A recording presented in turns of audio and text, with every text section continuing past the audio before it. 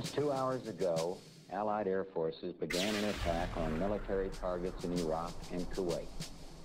These attacks continue as I speak. Ground forces are not engaged.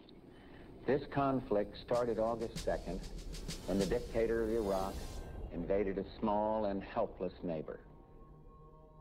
Just a short time ago, you heard the President announce that coalition forces of Operation Desert Storm have begun a large-scale ground operation against Iraqi forces inside Kuwait.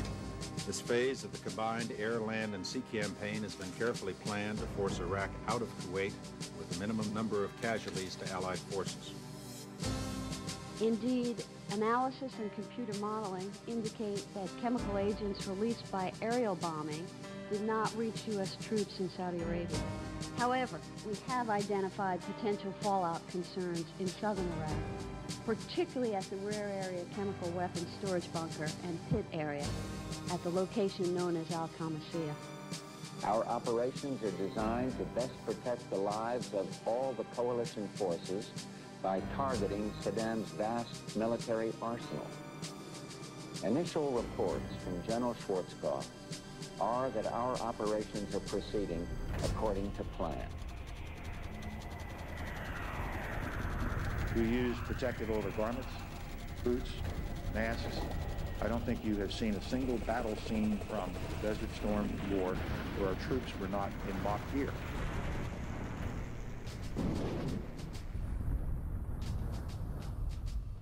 During our time over there, we started seeing individuals become ill with various symptoms ranging from rashes all over their bodies or chronic explosive diarrhea, heavy bleeding accompanied with that, excruciating headaches, the bones and the joints started aching, and there were night sweats, and things only became worse as time progressed. There's enough paperwork right now to prove there is a Gulf War illness, and there's certain medicines that control it, and that's all they're doing right now is controlling it for a few. Iraq did use chemical and biological munitions.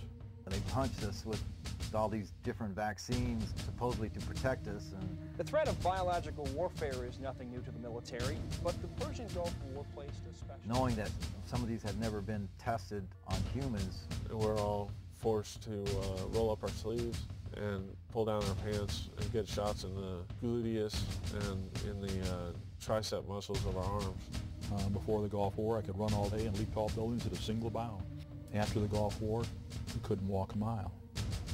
I know for a fact I was exposed to chemical, biological, radioactive materials, experimental vaccines, experimental investigational drugs, oil well fires. I am considered a disabled veteran. I've got a 40% disability from the United States Department of Veteran Affairs for combat injuries caused by depleted uranium and other exposures.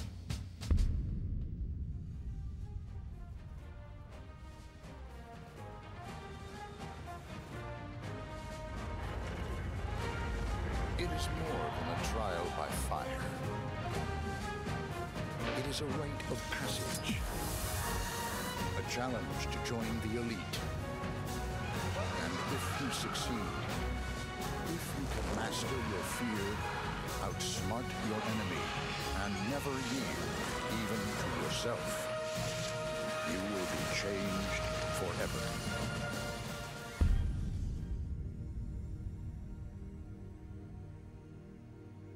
Yes, you may very well be changed forever, as thousands of our military have learned. This documentary is dedicated to those who served in the U.S. military for the right reasons, who wonder why they are not and never will be the same, why they are sick, and why military leaders, veterans leaders, and the three branches of our government do not assist them in getting medical care and compensation. The majority of our veterans only want to know what is wrong with them, why they became ill, and how they can be made well again. We will focus on the experiments conducted, the documents that support this experimentation, and what must be done to advance the cause of basic human rights for all active duty, guard, reserve, and veterans.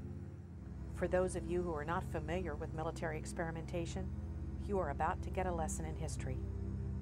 For to experiment without consent is truly beyond treason.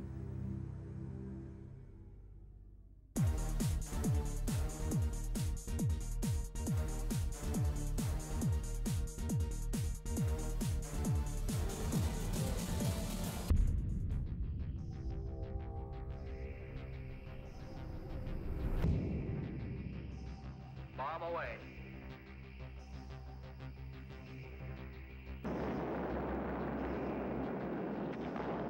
Atomic veterans include members of the United States Armed Forces who were exposed to ionizing radiation from atomic and nuclear weapons testing during the period beginning with the Trinity blast of July 16, 1945 at Alamogordo, New Mexico, the U.S. cleanup of Nagasaki, Hiroshima, the 235 atmospheric and nuclear weapons test in the Pacific, and Nevada test sites ending with the Nuclear Test Ban Treaty of 1963.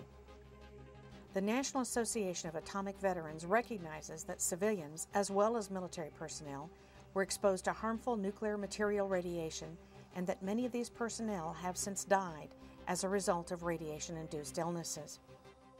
Over 382,000 servicemen, as well as civilian personnel, took part in a variety of tests during the Cold War period, when the Atomic Energy Commission, working in conjunction with the Department of Defense, had troops participate in and witness the detonation at various Pacific and Nevada test areas. Most detonations were larger than and emitted considerably more deadly radiation than the two weapons which were employed against Japan at the end of World War II.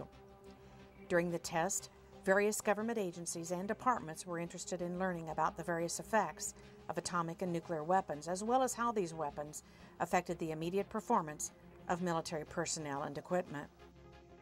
Troops, ships, and various types of equipment were placed from several hundred yards to several miles from the center of each detonation.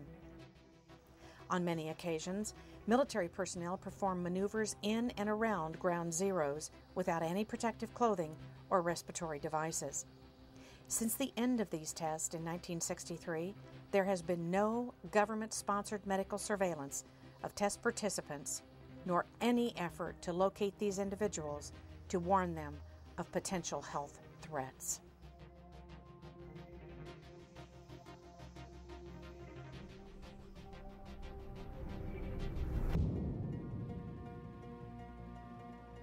Project MKUltra was the codename for the CIA mind control research program lasting from the 1950s to the 1970s.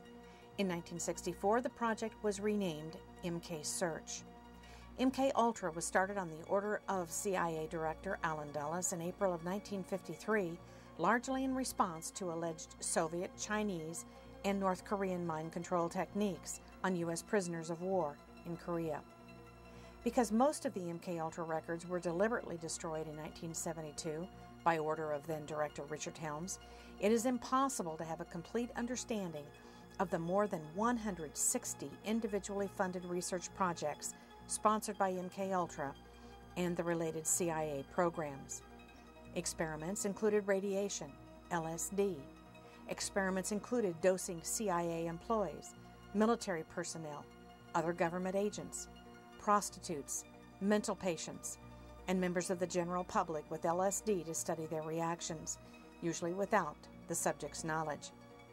In the summer of 1975, congressional hearings and the Rockefeller Commission report revealed to the public for the first time that the CIA and the DoD had conducted experiments on both consenting and unwitting human subjects as part of an extensive program to influence and control human behavior through the use of psychoactive drugs such as LSD, mescaline, and other chemical, biological, and psychological means.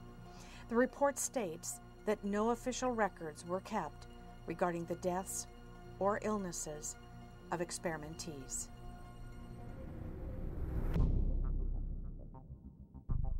A U.S. Army project that ended over 25 years ago is now the subject of much scrutiny. Project Whitecoat was the Army's code name for a series of germ warfare studies conducted on about 2,300 Seventh-day Adventist servicemen from 1954 to 1973. Now the Army is investigating the long-term effects that the project may have had on its participants. They center on the Seventh-day Adventist Church and the role that it played in the U.S. Army's development of chemical and biological weapons of mass destruction. Under strict secrecy, the U.S. Army established Camp Detrick outside of Frederick, Maryland during World War II for the sole purpose of developing germ weapons. The program was controlled by the Army's Chemical Warfare Service, a branch that had worked with gas weapons that were used by the U.S. in World War I. the Army began to study both the offensive and defensive aspects of biowarfare. In 1952, the Army Medical Corps stationed a medical unit in Fort Detrick, and in 1954, this unit began using Seventh-day Adventist soldiers in its research, presumably in the defensive aspects of germ warfare. Fort Detrick was home to what became known as Project Whitecoat, the code name for the group of Seventh-day Adventist soldiers who were used as human guinea pigs in biowarfare research.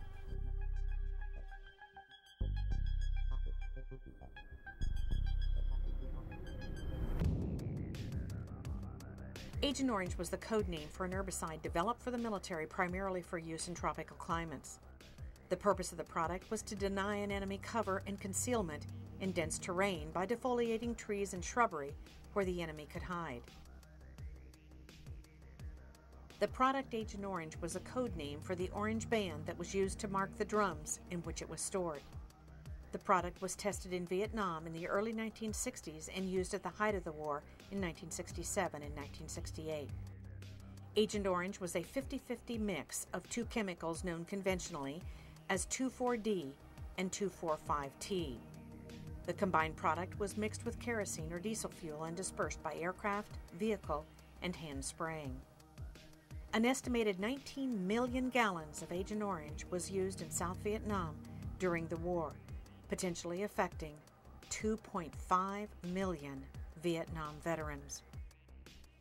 On May 5, 1990, Admiral E.R. Zumwalt, Jr., in a classified report submitted the following: Report to the Secretary of the Department of Veterans Affairs on the association between adverse health effects and exposure to Agent Orange. In that report, he concluded that it was at least as likely as not that the exposure to Agent Orange caused numerous life-threatening, debilitating, and deforming diseases.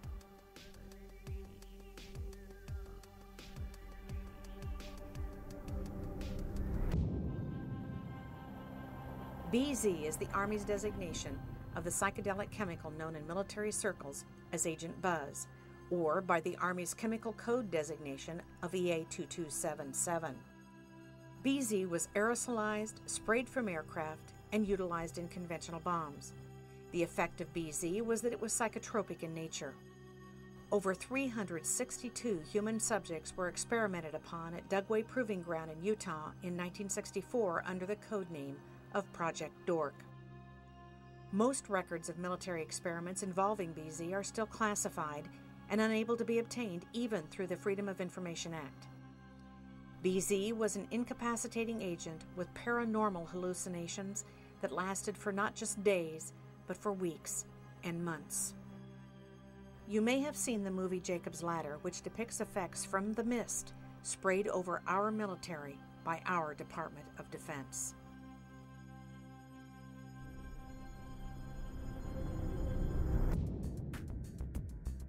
To this date, the Department of Defense continues to deny and stonewall the existence of a Gulf War illness. The Gulf War illness is a cumulative effect of exposure to depleted uranium, chemicals, biologicals, vaccines, petrochemical agents, and parasite diseases such as leishmaniasis. Few people are aware that the Gulf War was yet another example of the Department of Defense's intentional exposure of its own troops to its own deadly weapons. From 1984 through 1989, the U.S. government, with full knowledge of the CDC and the Department of Commerce, sold and transferred to Iraq $4 billion worth of deadly chemical agents, deadly biological agents such as anthrax, Clostridium botulinum, and West Nile fever virus. As a result of the first Gulf War, hundreds of thousands of our military are now sick, and many have died. The official figure of those who served in Operation Desert Shield and Storm is 697,000. The Department of Defense has now declared nearly 250,000 of those troops as permanently disabled. The official position of the Department of Defense is that there are no classified or unclassified documents that exist to prove that chemicals and biologicals were used in the first Gulf War. But in only a 100-hour war, when less than 150 troops died, how do we explain the morbidity and mortality rate of nearly 450,000 of our servicemen and women.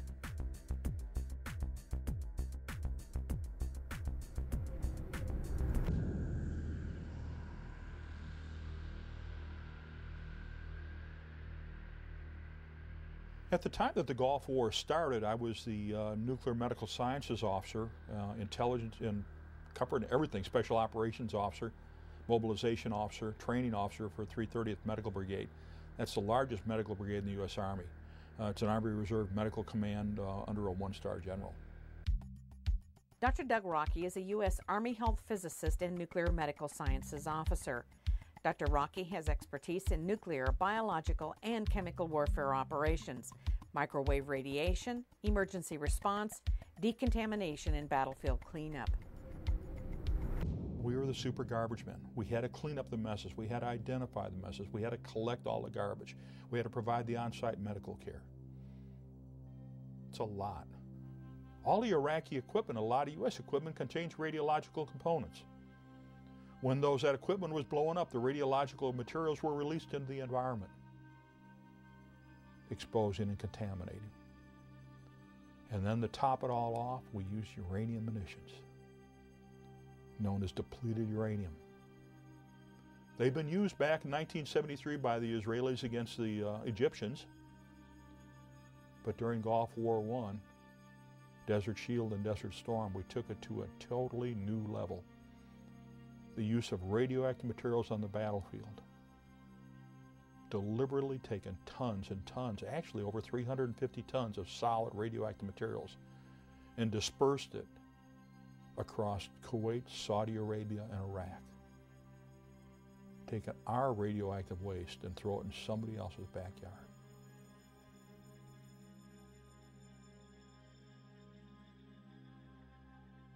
I am considered a disabled veteran. I've got a 40% disability from the United States Department of Veteran Affairs for combat injuries caused by depleted uranium and other exposures. Lieutenant Colonel John Marks is an A-10 pilot attached to the 303rd Fighter Squadron stationed at Whiteman Air Force Base, Missouri. The reason that I use depleted uranium is it's a very dense, heavy metal, and it's able to penetrate the most armor of any type of material used. It is a very minor amount of radioactivity, but it's not anything that, as long as it's in its bullet form, it can be stored, and it's not any type of hazardous material. Once it hits a vehicle and vaporizes, then it becomes more of a hazardous material that you have to have special handling of that type of thing. But in its normal bullet form, it's not hazardous because of the depleted uranium. It is highly effective against armor.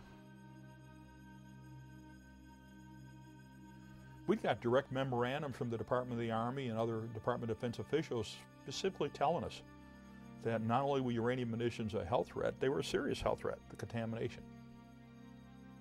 We got direct warnings, famed Los Alamos memorandum, that to make sure and write a report so that uranium munitions can always be used because there's direct concern about the health and environmental effects. We had the warnings. We also had the responsibility to put together all the decontamination guidelines and also what's called the Combat Lifesaver Program. So myself and my team wrote that, which has now been adopted by the Army and is used every day by the Army. Battlefields and fighting are by nature hazardous to your health. Some hazards are easy to identify and well understood. Soldiers recognize the serious hazards presented by incoming artillery shells and bullets and take appropriate actions. However, some lesser hazards from new technological applications are not so well known and recognized. One of these newer applications is the use of depleted uranium in munitions and equipment armor.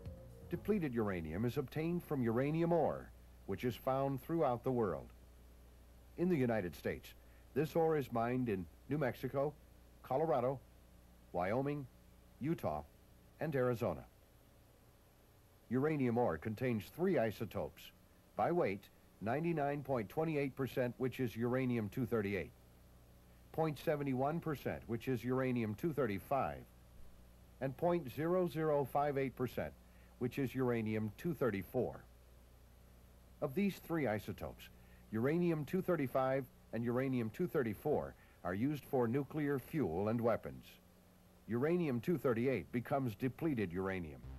This is an aluminum model of one DU tank round.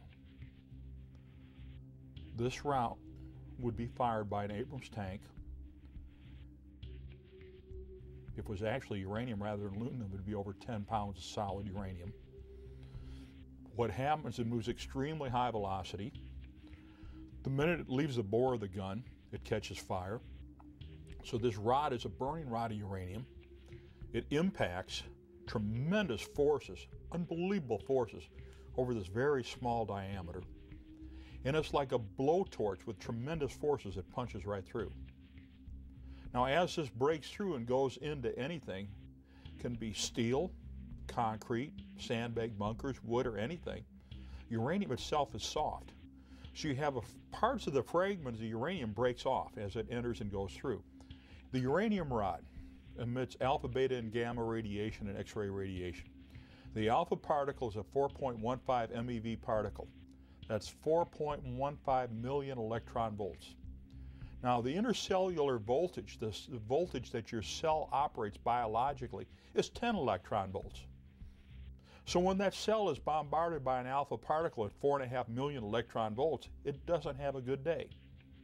We have all kinds of other problems.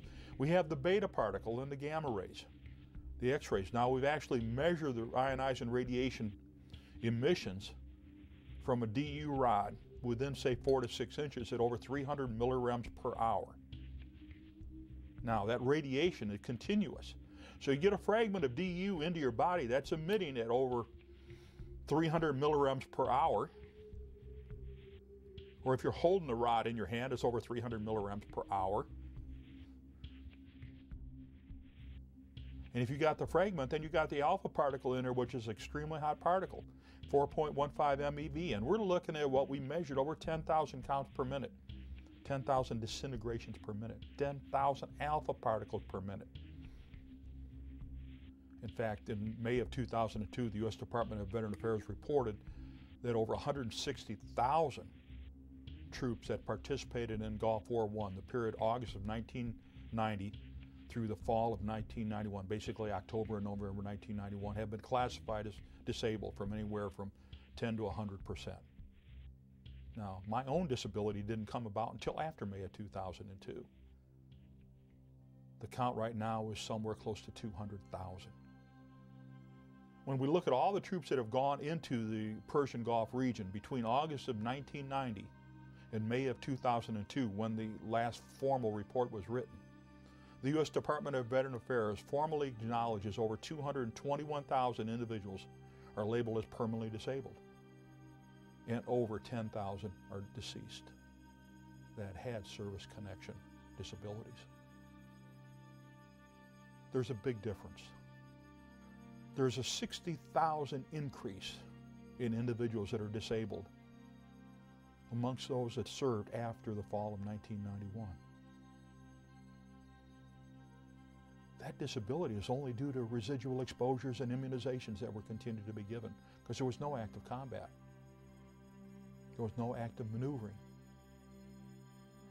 So what's happened? Well, what happened prior to Gulf War I is pre-deployment health physical assessments were not given. And at the completion of Gulf War I, post-deployment health physical assessments were not given, even though we specifically requested it. In my own case, when I came back to get released after completing special projects, I said I was exposed to these. We need to do these tests. And they refused to do them. I've been a staff scientist at 2 nuclear weapons laboratories, 5 years at the Lawrence Berkeley Lab, where the Manhattan Project started, and 2 years at the Lawrence Livermore Lab. Lorraine Murray is an independent scientist who specializes in radiation issues. Her degrees include BS in geology, master's degree in Near Eastern Studies, and has pursued doctoral studies in geosciences at the University of California, Davis. For the past 5 years, my research is focused on the damaging effects of low-level radiation. The history of depleted uranium goes back to a 1943 declassified memo known as the Groves Memorandum. In this memo, depleted uranium is recommended for development as a poison gas warfare weapon. According to the United Nations Human Rights Commission, which has declared depleted uranium illegal, approximately 17 countries have purchased depleted uranium weaponry from the United States government. In December of 1992, the director of the United States Army Environmental Policy Institute was ordered to figure out ways to reduce the toxicity of uranium munitions by Assistant Secretary of the Army Walker. In 1995, the director of AEPI told the Secretary of the Army, "We can't reduce the toxicity. It's not possible." The United States Army Common Task Training states very specifically, uranium contamination will make food and water unusable. And yet we use it in combat all over the place. That's why the United Nations Subcommission on Human Rights had ruled that uranium munitions were an illegal weapon, because they're indiscriminate. They can't be cleaned up, and they last for eternity. The amount of depleted uranium used in the first Gulf War in 1991 is approximately 340 tons, and this was admitted by the U.S. government.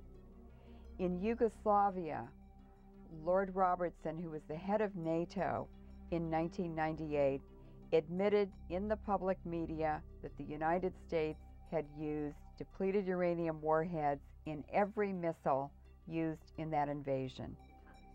It's estimated that at least 1,000 tons of depleted uranium was used in Afghanistan in 2001, and approximately 2,400 tons were used in Iraq in 2003. The United Nations Subcommission on Human Rights, because of the fact that uranium contamination makes food and water unusable, has a permanent effect and can't be cleaned up and affects not only combatants but non-combatants. It's been ruled an illegal weapon. It was years ago. That's common sense. We all know that the United States falsely accused Iraq of possessing weapons of mass destruction in 2003. In fact, the United States invaded Iraq and used weapons of mass destruction against the Iraqis. Depleted uranium has a half-life of 4.5 billion years. If we had a pound of depleted uranium now, in 4.5 billion years, there would only be half a pound left. This means that the Middle East and Central Asia and Yugoslavia are contaminated forever.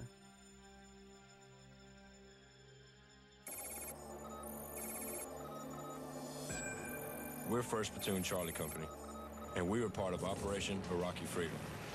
On the battlefield, you gotta have an officer who can think on his feet. We had that. Lieutenant Walker came to us from ROTC. It didn't matter if we were in training or in combat. He was right there with us. He had confidence and dedication. And wherever he goes, we go. I'm a military brat. My father spent 24 years in the Army. Staff Sergeant Bob Jones is a veteran of Desert Storm, a former Army Ranger now retired and disabled due to Gulf War illness. Not only is Bob ill, but his entire immediate family is affected as they all suffer from mycoplasma fermentans incognitus. During the air campaign, we targeted their chemical, biological, and nuclear facilities. And so we were exposed to chemicals, biologicals, nuclear radiation in the form of depleted uranium and also direct enriched uranium, or EU, from those nuclear facilities that were bombed and targeted. And many of the coalition, especially guys on the front line, such as my unit and others like us, were in the area of exposure from the fallouts of the coalition bombings. And although this information became widely known as early as 1994, through testimony and release of GAO reports that showed that the meteorological data supported the fact that the downwind plume or fallout from the bombings drifted over a large number of the troops that were forward positioned. The U.S. military personnel during Gulf War I, just like during the Balkans and in Gulf War II now, were not adequately protected from all of the exposures they had. We know from first-hand experience that the M40 series mask, as confirmed by the United States General Accounting Office, is defective. We know that it leaks when you move your head. We know that none of those, either the M17 series or the M40 series, provides protection against toxic industrial chemicals. No. Were they adequately protected? Absolutely not. Was my team adequately protected? Absolutely not. We wore the respirators, and we got sick. Now, what happened? What we confirmed and what we saw during Gulf War I and when I did the research as director of the depleted uranium project, that DU round comes down and it breaks up. We have the spalling, then we have the fire. And we create uranium oxides of different types. Some in the ball game the size of cigarette ash and marbles on down to 0.1 micron. This has always been known. When I talked to senior Manhattan Project scientists that were experts in particle physicists, they said, hey, we knew uranium when it breaks up like this was going to be down in the 0.1, 0.2 micron range. No doubt about it. The gas mask, the respiratory protection issued to the troops, there's no way it can protect against inhalation. Well, that's what happened to myself and my team. We wore the respiratory protection during Gulf War I, inhaled it and got sick. We wore the respiratory protection when we were doing the depleted uranium project research at Nevada test site. U.S. Department of Energy approved respirators. And we could smell and taste the uranium through the filters.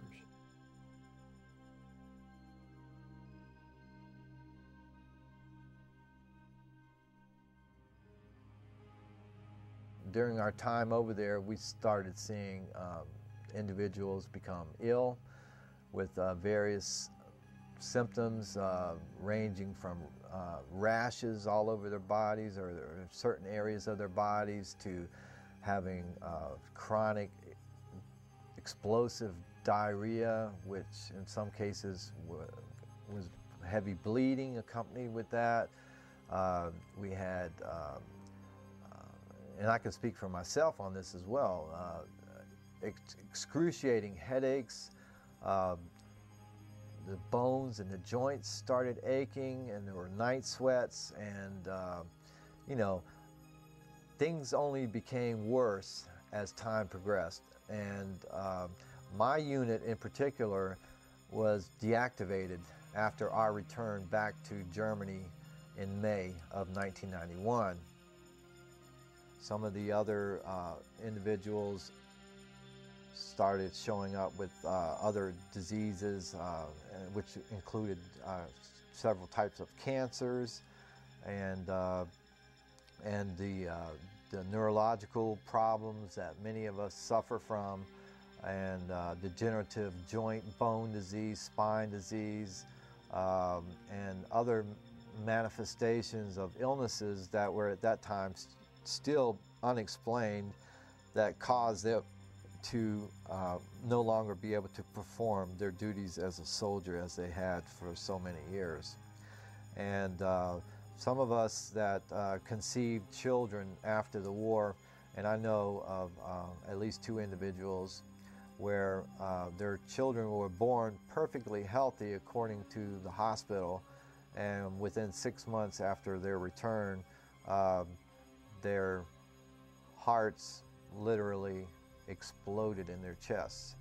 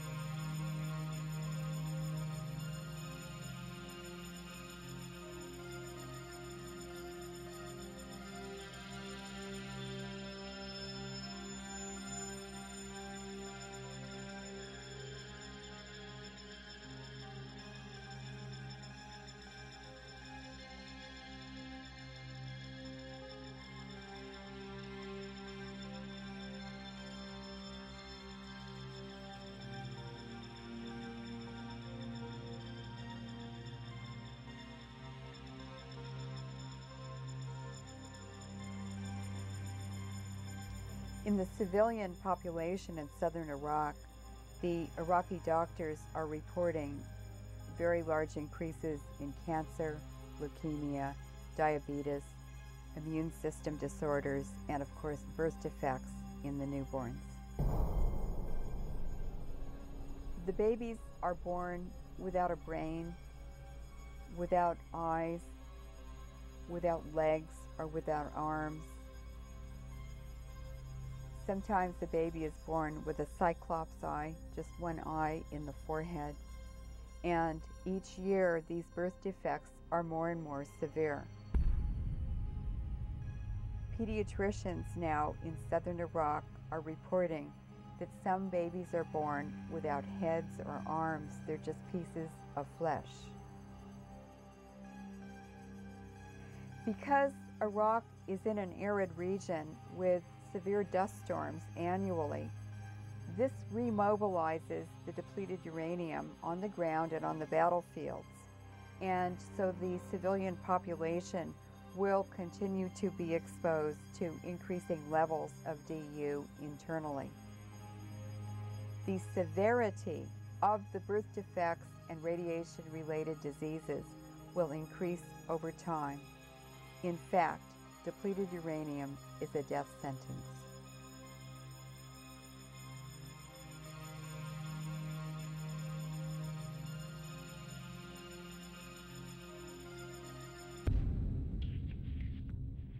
Individuals are depleted uranium casualties, whether they're civilians or combatants. Doesn't matter where they were, whether they were exposed during manufacturing processes, testing processes, or combat use.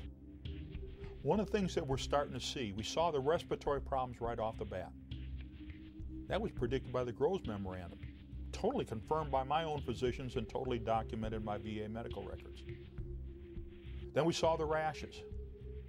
Well, what we're having is we have the particulate irritation damage, we have the chemical toxicity damage, and then we have the radiological damage, which is the result of the cancers and the tumors. All of the birth defects, they absolutely confirm chromosomal aberrations from the ionizing radiation damage to the cells and the tissues. Neurological problems, rashes, cataracts, kidney problems. Your life is messed up.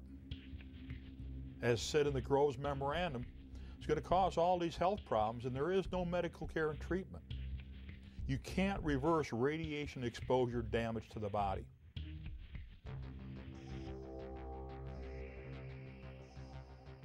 This represents a depleted uranium particle.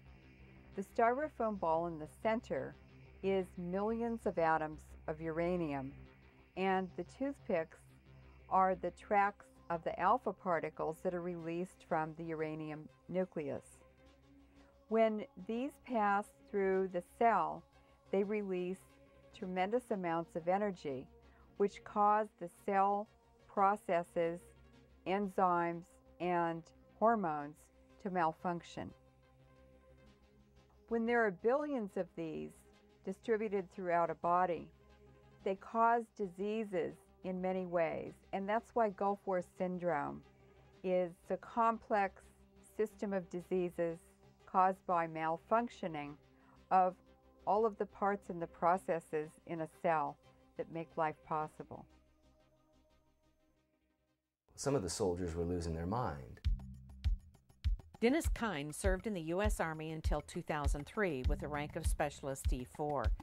A graduate of the Nuclear, Biological, and Chemical School, today he serves as a veterans advocate. Kine also graduated magna cum laude from San Jose State University. We bombed on January 17th. We started bombing. We bombed for 45 days. And after 45 days, February 28th, we started a ground invasion, which is said to be the most victorious military operation ever in the history of mankind. Well, it wasn't victorious. We got sick immediately. On March 1st, Lieutenant Colonel Ziem issued a memorandum that stated specifically, we better have somebody advocate for the use of this weaponry, otherwise the environmentalists might get upset. On March 3rd, they called a ceasefire. So from the date Lieutenant Colonel Ziem's memorandum was issued, 2 days later they called a ceasefire on March 3rd, 1991, and on March 8th another memorandum was issued saying all soldiers in this area should be protected by wearing their safety clothing. So in 1 week's time, they had 2 memorandums and a ceasefire that pretty much indicated why all the soldiers were sick. If the American people could only wake up and see what is happening, you know, this is a tragedy. You know, we're not the first victims of war.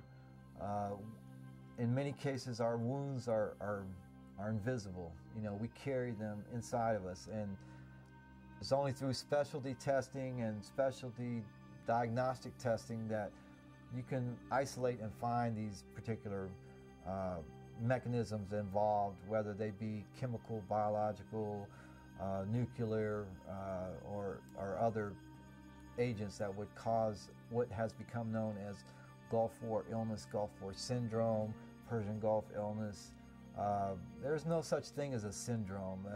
This is an overlapping combination of toxic and other exposures that varied from individual to individual depending on where they were at, what they were exposed to, and how long and the duration of their exposures. In a cubic meter of air, there are 1 billion particles, a tenth of a micron, in diameter. An ordinary man breathes 28 cubic meters of air a day. And for that reason, our soldiers, internally contaminated to depleted uranium, have billions of particles of depleted uranium distributed throughout their bodies.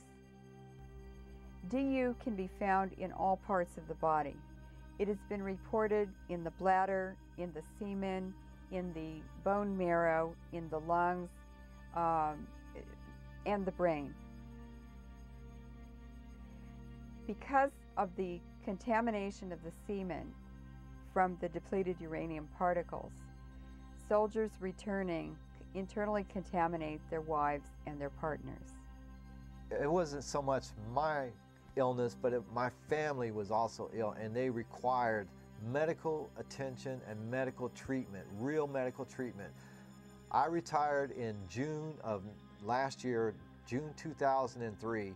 As soon as I retired, my family was completely dropped from the military medical system. In other words, we were enrolled at the Womack Family Practice, and as soon as I retired, we were dropped like a hot potato.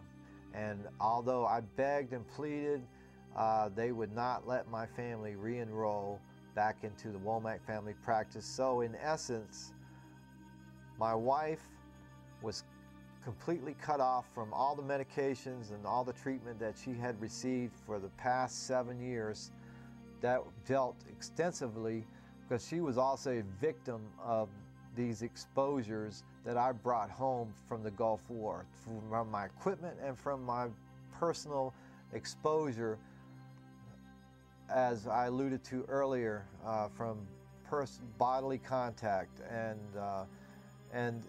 that to me is the greatest travesty. I just can't imagine how a nation, not only will they take care of their veterans that have returned from war, but you have innocent family members and loved ones that never put their hand up and swore allegiance to fight and defend the Constitution of the United States, and they get kicked to the curb and nobody cares. When you get these health effects, you have to prove to the United States Department of Veteran Affairs that you were exposed. And then you have to prove that the health effects that you're seeing were caused by the exposures you have. But it's very difficult to do when the medical records have been destroyed, the personnel files have been missing or destroyed. And when you got senior Department of Defense officials continue to state, well, none of these guys are sick. None of these guys are dead. Why don't you ask Sue Reardon someday about Terry? Why don't you ask Sue Sitten someday about John? Or Frank Zuley? Or Mr. Kiefer. Ask his granddaughter why she'll never enjoy her grandfather. And look at the Iraqi women and children and men.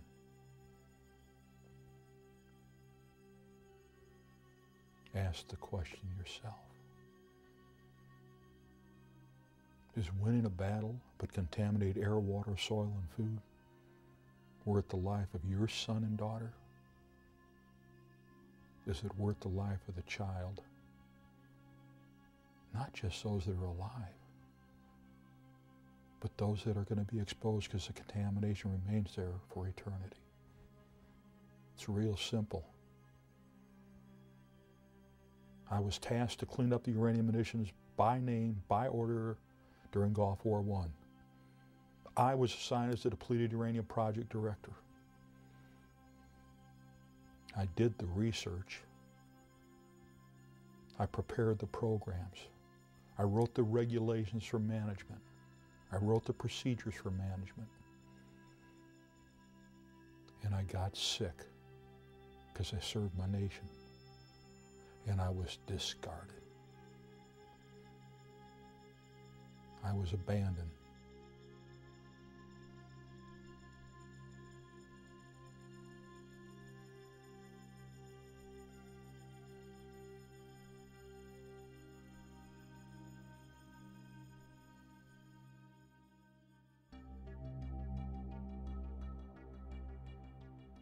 Depleted uranium weapons are designed not only to kill the enemy, devastate the civilian population for generations to come, but DU weapons also destroy the environment and damage the economy.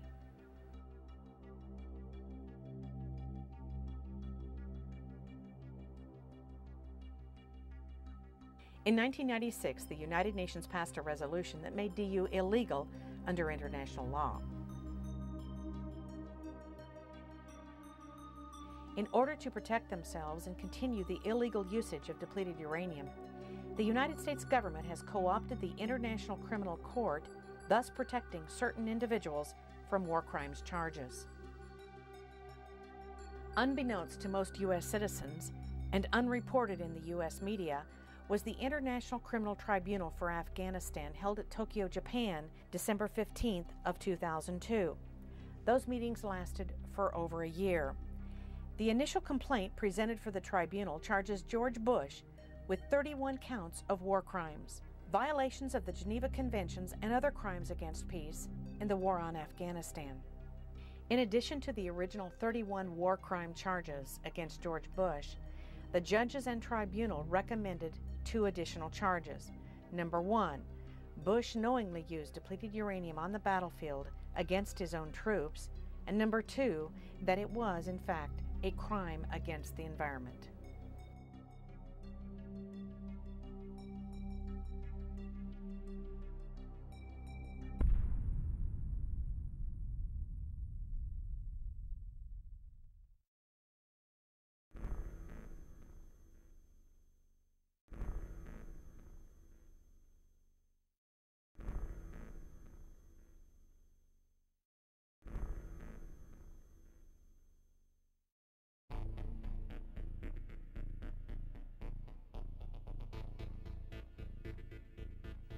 The United States Army, USAMR at Fort Detrick, Maryland, sold and provided the chemical and biological munitions and anthrax spores to Iraq. That's totally confirmed in the Regal Commission report written by James Toot and the subject of a made-for-TV movie called Thanks to a Grateful Nation that starred Ted Danson and Mark Helgenberger.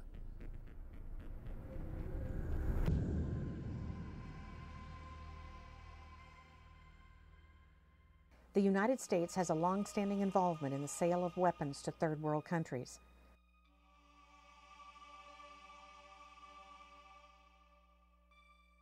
Donald Rumsfeld, a private citizen, met with Saddam Hussein as a political envoy of the Reagan administration on December 20th of 1983. It is a little-known fact that he was also president and CEO of the G.D. Cyril Pharmaceutical Company. According to Howard Teicher, author of Twin Pillars to Desert Storm, he and Rumsfeld traveled to Baghdad on December 17th in order to lay the groundwork for for the presumption of full diplomatic relations between the United States and Iraq. Prior to that time, Iraq was on the known list of terrorist countries.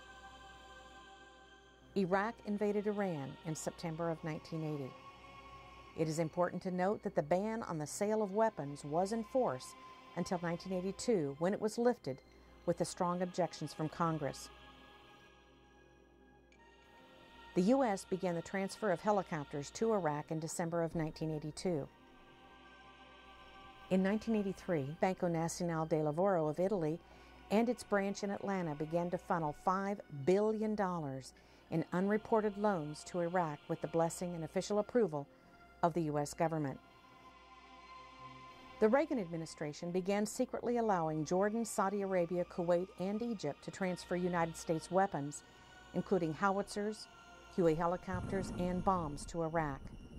These shipments violated the Arms Export Control Act.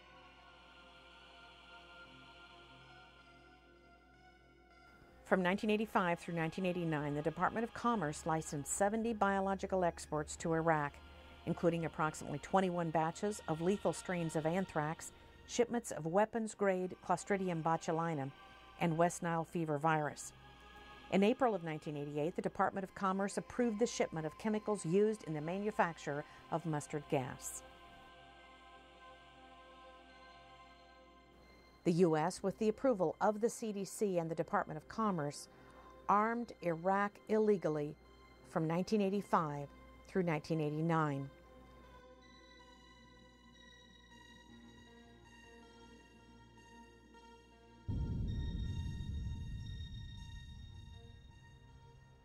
We knew from the fact that Iraq had got chemical and biological weapons from the United States and used them on Iraqi Kurds and on the Iranians, that they didn't have in their possession, they would probably use them.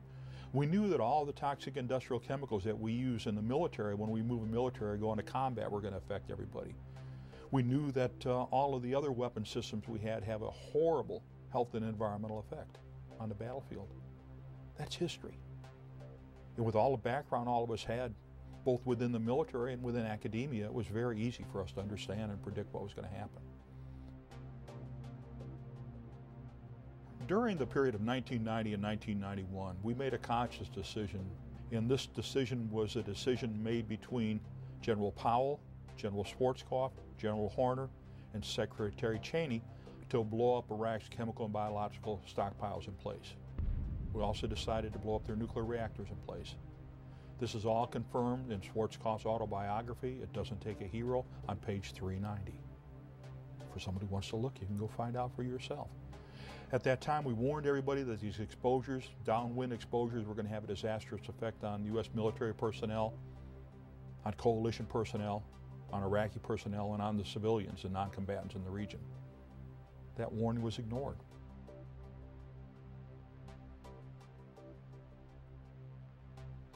The average military person had no knowledge that the United States was secretly and illegally continuing to sell weapons of mass destruction to Iraq just prior to Operation Desert Shield and Desert Storm.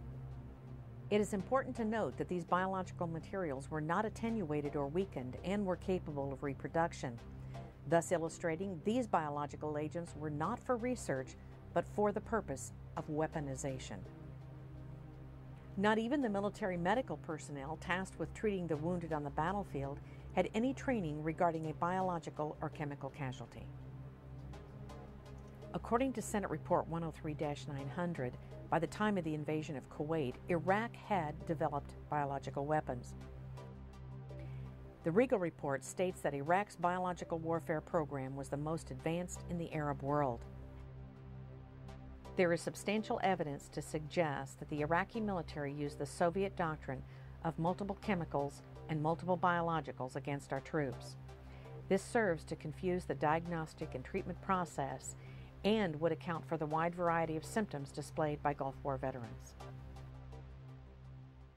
Most of the guys that I served with are either severely disabled or dead due to the fact of their exposure to the different elements that were involved.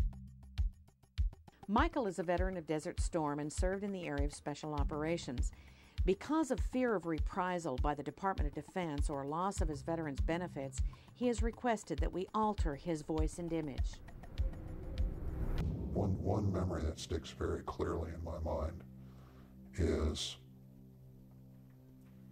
the chemical alarms. At least once a day, we'd have a chemical alarm go off.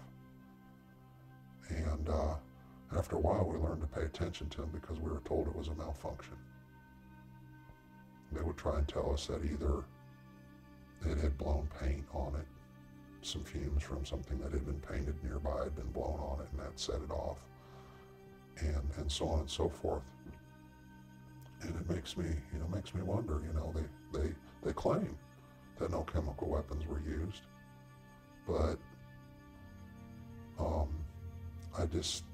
have every reason to believe that now, in retrospect, it's so sad. It's so sad that you trust them so much that when the chemical alarm goes off, and most normal human beings would go, well, I don't care what you say, that chemical alarm goes off, I'm going to take precautions.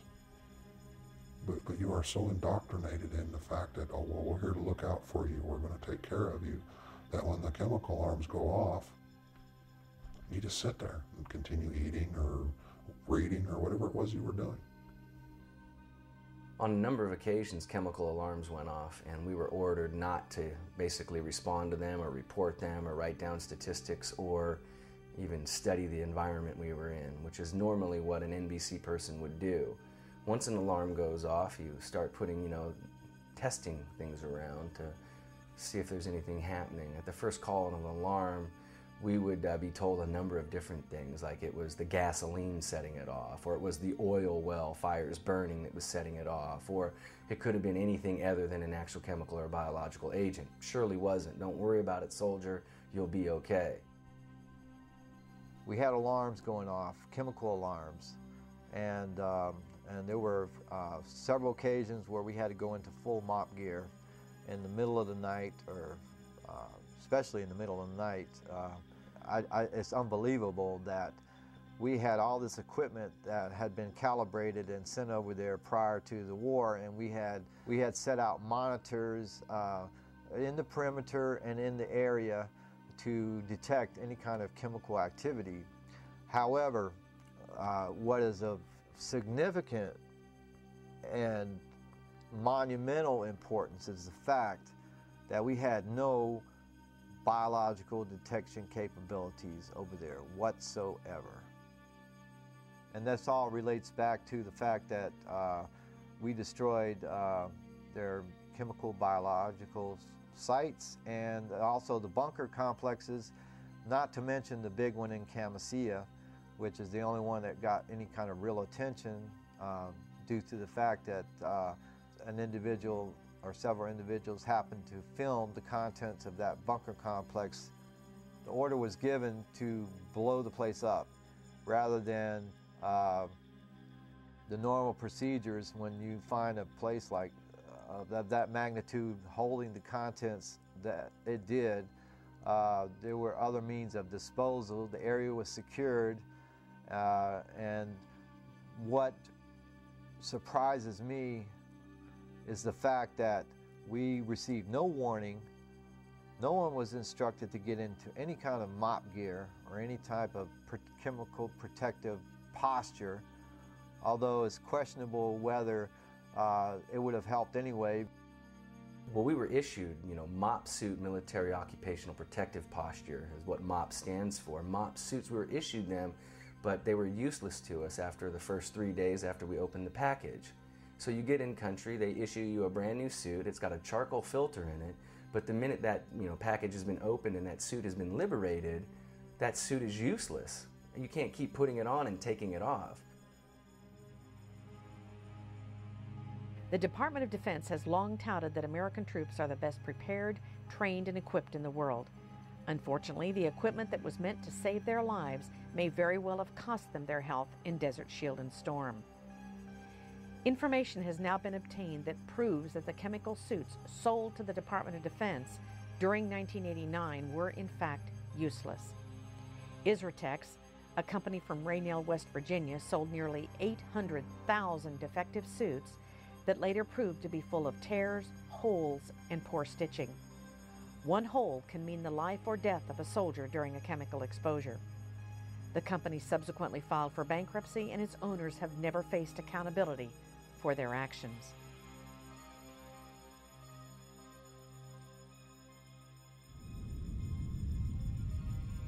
The Camisea bunker complex is estimated to be 100 bunkers and 60 warehouses, each the size of a super Walmart.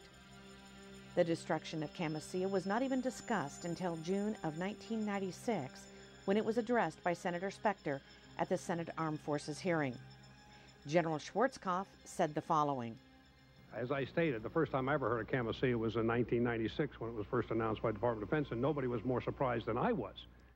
A little later in his testimony, General Schwarzkopf apparently contradicted himself when he said the following. I remember General Franks came to me, and I assume it was Camisea he was talking about at the time, because it was about the same time frame, and talked about this huge ammunition dump that they had found with literally tons and tons and tons of ammunition in it, and there was no way they could possibly retrograde it, and I challenged him on that, and he convinced me that no, they couldn't retrograde it, and therefore they were going to destroy it in place. I said, fine. Now that's Camisea.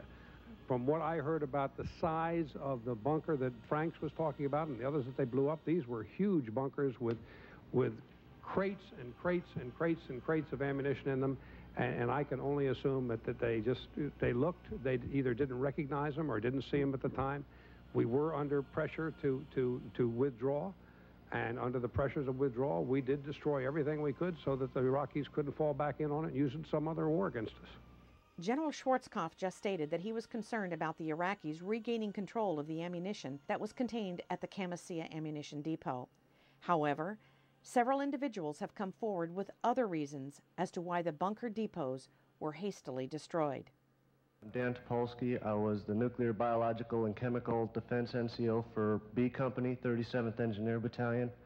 I was on the Camisea Bunker Complex mission. Sergeant Topolsky was one of the nuclear, biological, and chemical non-commissioned officers in charge of identifying munitions at Camisea Bunker Complex in Iraq.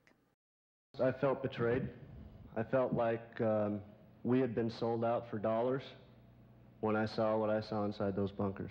Even though I had 40-some years in military service, if you were to bring in a bunch of ammunition and pile it up in front of me, and one of them was a 122-millimeter rocket with chemicals in it, I would not be able to tell you that that had chemicals in it, particularly if it was an Iraqi rocket with Arabic writing on it or something of the sort. We identify ours when we had them in a very specific way by color coding. I don't have the slightest idea what the Arabs did. General Schwarzkopf stated that we identified our weapons by color coding. According to Sergeant Topolsky, the colored bands identified biological and chemical munitions inside the Camisea Bunker Complex. According to Sergeant Topolsky, the yellow or purple bands indicate chemical munitions. The green bands represent biological munitions. General Schwarzkopf also said he could not identify munitions, especially if they had Iraqi markings on them. You will also note these munitions were plainly marked in English and indicated these munitions were supplied by countries like Jordan, England, Russia, as well as the United States of America. According to the 1972 Geneva Convention, weapons of mass destruction are illegal. Therefore, according to Sergeant Dan Topolsky, it is very likely that these munitions were destroyed not so much to prevent Saddam Hussein from regaining control of them, but to destroy the evidence of these countries breaking international law. The 37th Engineer Battalion, way back in the air campaign, was ordered by our battalion commander not to wear our protective overgarments unless specifically told to do so. My company pretty much ignored that order because my company commander supported me when I said that that was dead wrong, and he's going to wind up with a dead company if he listens to it. Now, a lot of the other companies in the battalion didn't do that.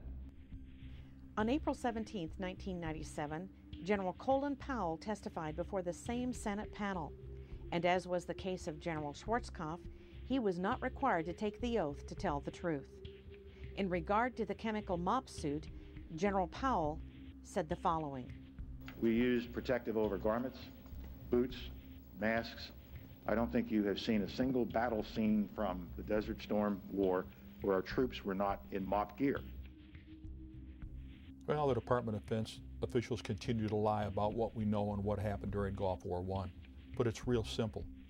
The chemical agent alarms went off. There was no other reason for them to go off. The individuals got sick. There's no other reason for them to get sick. And medical tests, my own medical tests, confirm, absolutely confirm, the sarin and cyclosarin exposures, for which I had been notified directly by the Deputy Secretary of Defense by name in a personal letter that, hey Doug, you got exposed to sarin and cyclosarin because you were downwind from Comasea. But Comasea was only one of over 100 sites that we deliberately blew up after the completion of the ground war from March through the fall of 1991.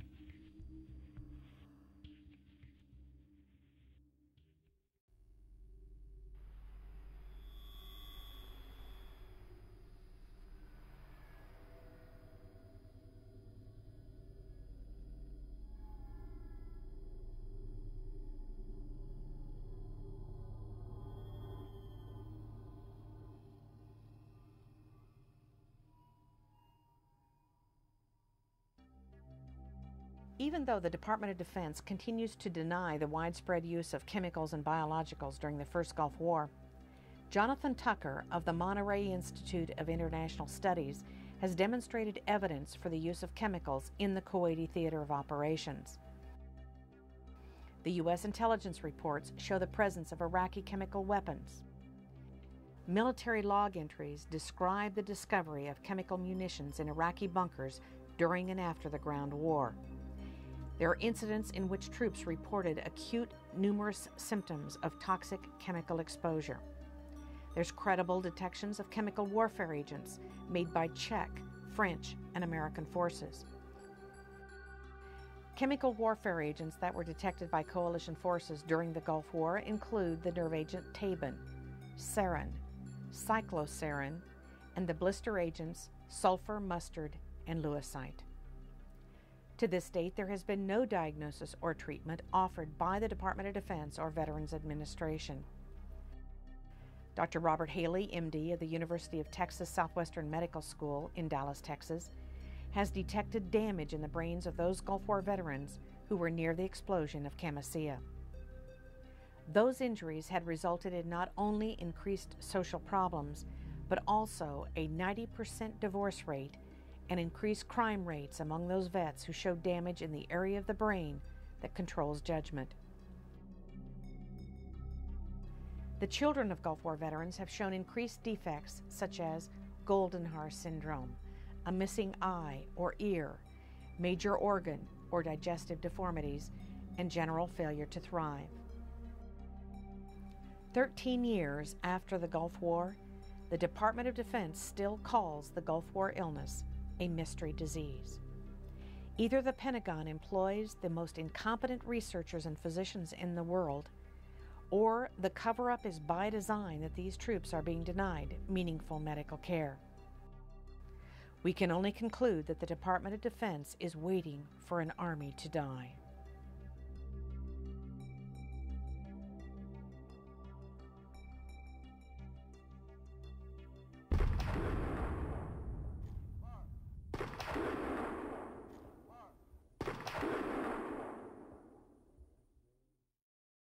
The threat of biological warfare is nothing new to the military, but the Persian Gulf War placed a special emphasis on it. This renewed emphasis caused the Defense Department to look at how it was protecting men and women in uniform from this battlefield threat, this unseen enemy. Staff Sergeant Noah Berg looks at one of those enemies and what is being done to fight it. The Defense Department says it can be a big threat on the modern battlefield. Anthrax, most commonly associated with livestock. And the type that worries those military leaders most is the type that is inhaled. Sometimes people refer to as very early stages as something like a common cold. But then the person goes downhill very quickly. Because of the potential anthrax threat, last year the Defense Department ordered vaccinations. And one of the first in line was Chief Master Sergeant of the Air Force, Eric Benken. Despite isolated protests, the vast majority of medical experts endorse the vaccine's use. And despite charges that the so-called Gulf War syndrome and anthrax are connected, Huxell says that's just not true. The Defense Department continues to stress the safety of the anthrax vaccine, and all troops headed for the Persian Gulf receive the inoculation series.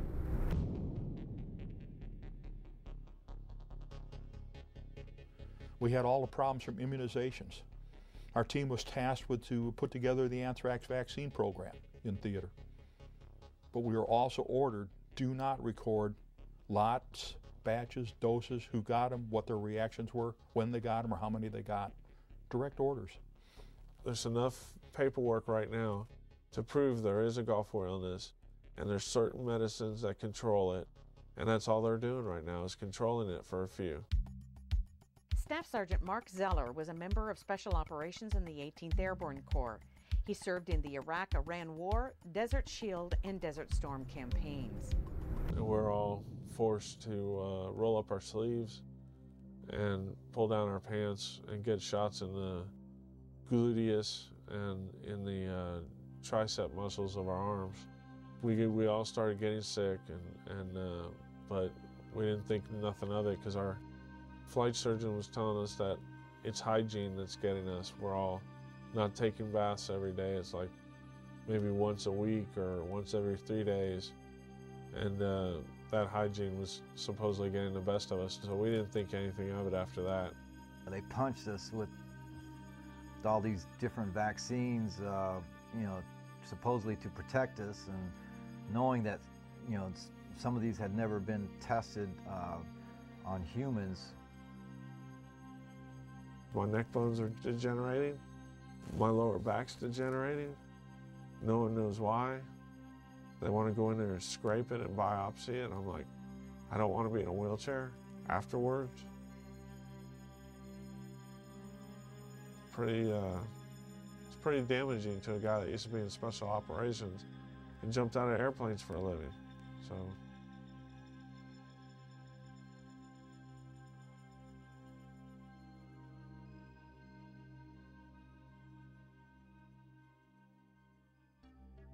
The use of vaccines in the military with recruits and servicemen and women is well documented.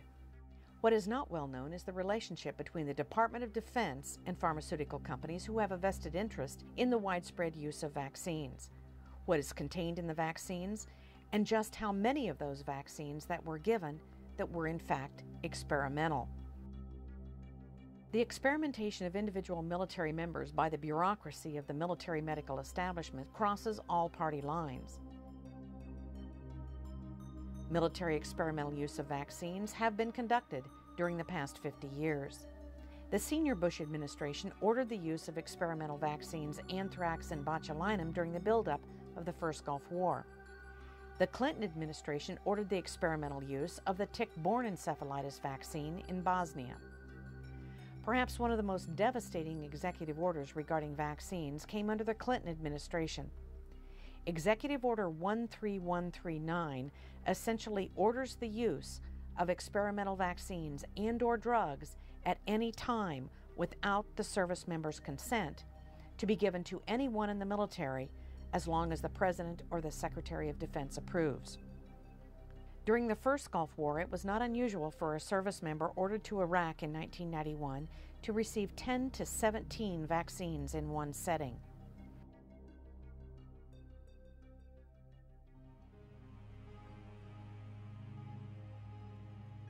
Thousands of U.S. and coalition military personnel who served in the Persian Gulf War are now seriously incapacitated from unknown causes. One common thread for all military personnel were the vaccines. Many of those who did not deploy became ill also. Unfortunately, the U.S. military medical establishment has continued to conduct on an ongoing basis operations such as Project Badger and that has been referred to as a Manhattan-like project that involved the Tri-Service Vaccine Task Force.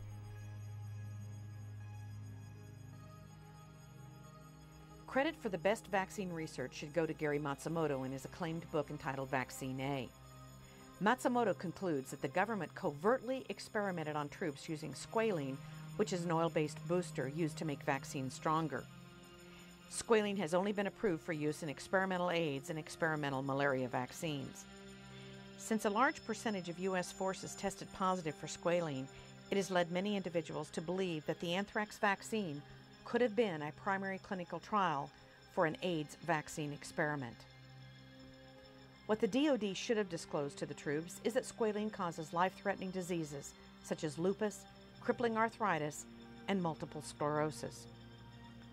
On May 11, 1999, at an Air Force briefing held at Dover Air Force Base, Air Force Surgeon General Charles H. Rodman II denied the use of squalene in the anthrax vaccine. He was backed up by Army Colonel Arthur Friedlander. However, 6 weeks later, the FDA identified the presence of squalene in 2 separate vaccine lots. With the reintroduction of the anthrax vaccine prior to the Second Gulf War, up to 50% of Air National Guard pilots resigned rather than take the deadly vaccine. To this date, the Department of Defense continues to give the anthrax vaccine to U.S. military.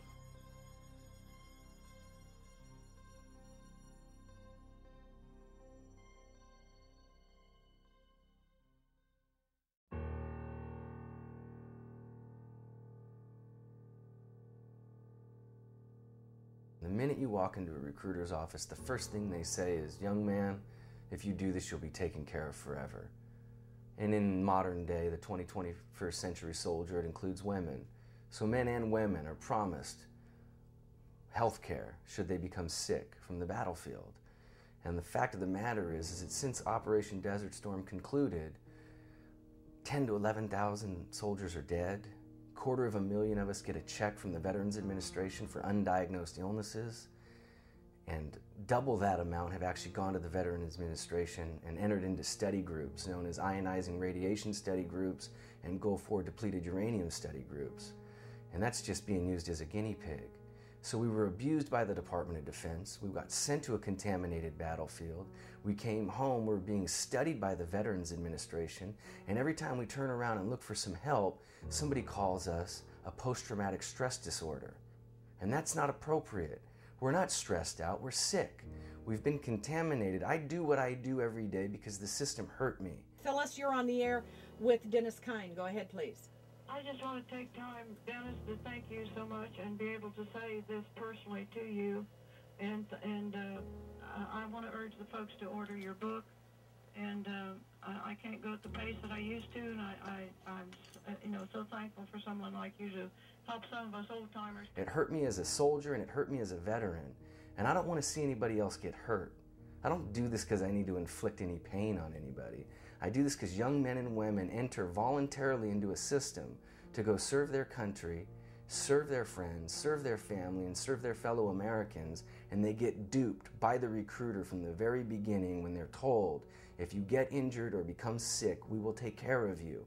And for 14 years, I've been a prime example. My family members, my brothers, are prime examples of people who never got cared for. There's legislation in Congress right now to implement another draft. Every parent needs to decide if they're willing to send their child to be part of a military medical establishment experimentation process, because that's exactly what is going to take place. For the past 50 years, we've been experimenting upon hundreds of thousands of our military. It's incomprehensible the damage that has taken place in the lives of these servicemen and women. And it's not just the servicemen and women, it's their families, their spouses, their children that have been severely affected. It must stop.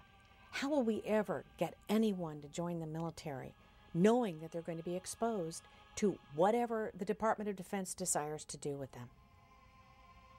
Once people are aware of the massive amount of experimentation that takes place in our military, we won't have one.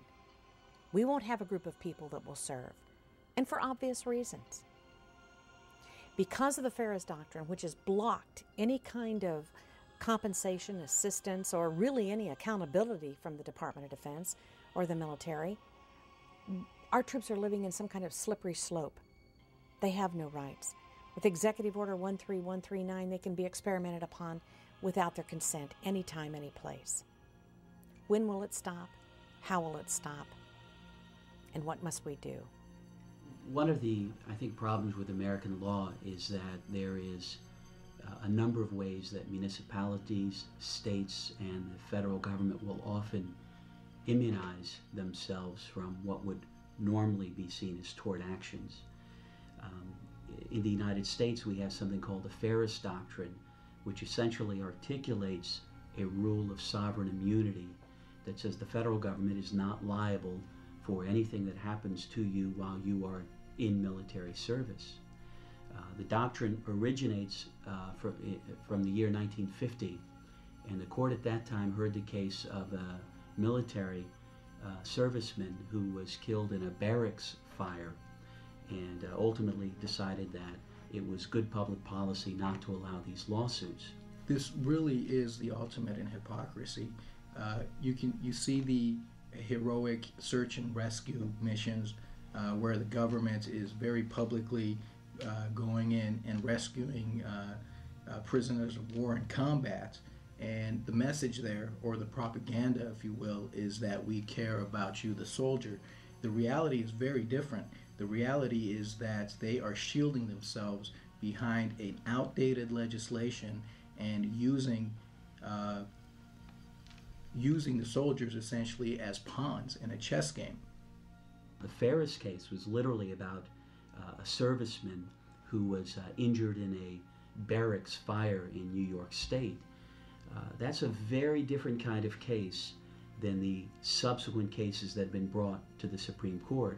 A case like depleted uranium or Agent Orange or something like the Tuskegee experiment, this is about the government knowingly allowing you to be injured. Some would argue intentionally allowing it to happen, certainly behaving through gross negligence to allow you to suffer injury to yourself. And the courts have consistently, for the last 5 decades, upheld this as a legal doctrine that is alive and well in this country. Now, recently, in the late 1980s, ironically, one of the most conservative justices, Justice Scalia, has indicated in a decision where he was joined by 3 other justices that the Ferris Doctrine was wrongly decided. And so there's some hope that the court is starting to see that a doctrine that began over the principle of negligence ought not be applied when you get into really criminal knowledge. BeyondTreason.com will be a focal point, an area where people can go to find out what can be done, what needs to be done, and how to help. We must all join together to say, enough is enough.